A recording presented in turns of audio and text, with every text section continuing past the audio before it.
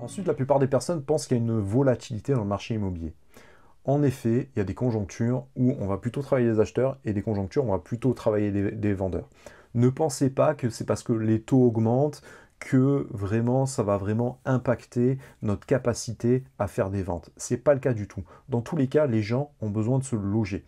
Donc ça, il faut vous enlever de la tête, quelles que soient les conjonctures, que ce soit des bonnes ou des mauvaises années, le marché fluctue un petit peu, mais on va dire qu'il y aura des écarts de 100, 150 000 transactions en plus ou en moins chaque année, mais ça ne va pas changer grand-chose. Dans tous les cas, vous aurez la possibilité de performer. Il y a des périodes où le marché immobilier est très haut, et là, dans ce cas-là, on va plutôt travailler les vendeurs, donc on va rentrer les mandats, on va les sortir très rapidement, parce qu'il y aura pas mal d'acheteurs avec des taux et des crédits très bas, et là, en ce moment, ça s'inverse un petit peu, c'est-à-dire que les prix du marché commencent à baisser parce que les taux augmentent, et du coup, on va plutôt travailler davantage les acheteurs parce que des acheteurs sont également, dans la plupart des cas, des vendeurs. Souvent, les gens ont besoin de vendre leurs biens pour en financer un nouveau.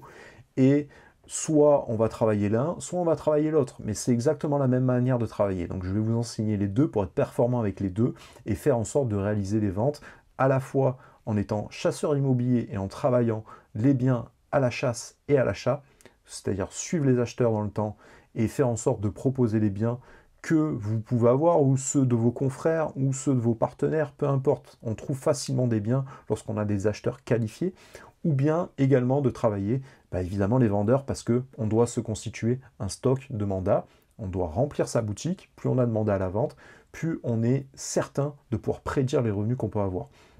Donc, enlevez-vous de la tête qu'il y a une volatilité, tout ça, nous, ça ne nous concerne pas. On n'est pas des investisseurs en bourse, on n'a pas fait all-in sur une méthode d'investissement.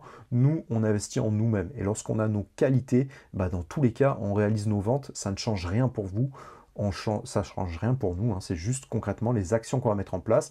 Et pour ça, vous avez juste à suivre les actions qui sont à l'intérieur du programme. Il n'y a rien de plus compliqué.